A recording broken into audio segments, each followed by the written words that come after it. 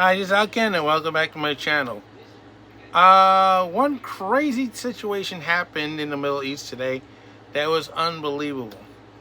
And I thought I was reading this wrong. They claim that Israel detonates some devices used by Hezbollah all across Lebanon. They caused 9 deaths, thousands of injuries. They had to use a lot of medical people and over 300 ambulances to get people from one place to another to the hospitals for all types of injuries. Even I think an ambassador to Iran was also injured. I know you're gonna say, well, they had it coming from Israel and so on. Well, if providing it was Israel, they did it. I don't know, they did or didn't. I don't know. But my thing is this. First of all, when I found out what the device was, and they said pagers, and that's like, pagers? Well, I mean, who uses pagers in 2024? I have found out that people still use these things. It's a little device about this size. I don't know how big, but this is what I remember how big it was. Somebody calls you, it displays a number. Of course, it always beeping, telling you, you're being paged. It shows you the number. You go find a phone and you call them. Some people don't carry cell phones, and for good reason. This is kind of big, right? Well, unfortunately, like I said, this little device, all of a sudden, around 3:30 to 3:45 in the afternoon in Lebanon time, started to explode all over the place. My thing is this, and I know I might get some hate mail out of this, but to Hezbollah, no offense, but when you bought these pagers, didn't you bother to go check inside and make sure that it was safe to use? I mean, seriously. I mean, just like if New York City Transit bought new equipment, didn't bother to check the train, and the first train that operates end up smashing into the bumping block. Despite the fact the train operator motorman hits the emergency brake. A la 1972, the Fremont Flyer, we call it now. Train goes into Fremont. Supposed to stop at Fremont automatically, and train says, you know what? I'm skipping the stop. I'm just going to go into the parking lot. That's what it did. Nobody got hurt, but it was kind of embarrassing.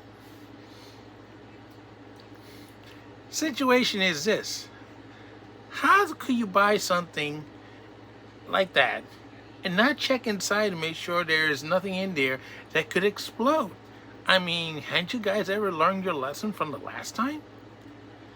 I mean, I don't remember when, but a well-known terrorist, great bomb maker, I understand, he was wanted on Israel's list. One day his phone wasn't working, so they gave him a substitute. And he didn't know that the person who was fixing his phone was compromised. Israel gave him a phone with a device inside, and while he was talking on that new phone, boom. Let's just say that the call ended abruptly with his life as well. Now, they had cartoons. People in the Middle East were so afraid. This is how they're talking to the phones now. I can barely hear you. They're afraid to put their phones next to the ear because that might be the next one to go boom. I mean, this is not the first time that Lebanon had a situation where something went boom and they had mass casualties. I mean, several years ago, didn't they had a situation where some factory had all kinds of fertilizer or something, wasn't well maintained, and unfortunately, the day this thing decided to detonate, they had a wedding, and it was all recorded on video. It looked like a nuclear bomb went off. Oh God! You know, the shockwaves and everything. I mean, there was nothing nuclear, but you know, a lot of people were injured, killed, a lot of property destruction. I mean, this situation, seriously.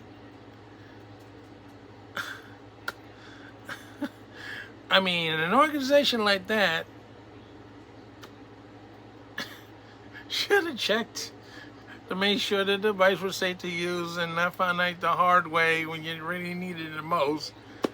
At 3:45, you have this situation.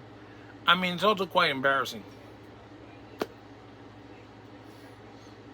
Because if it was Israel, you guys got caught with your pants down.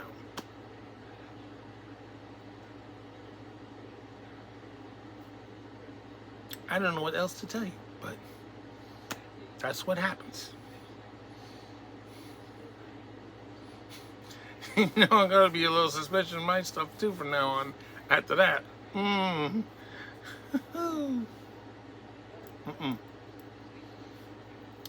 I mean, I feel bad for the people who got injured who are not, you know, involved with the Hamas operations, because some people were medical personnel that got injured as well.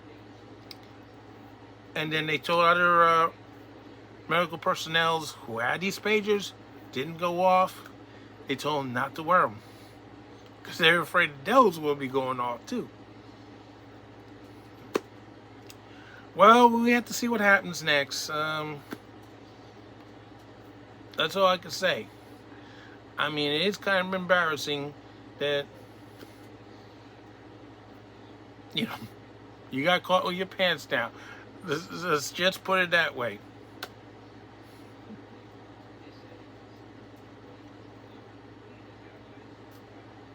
I ain't got nothing else to say.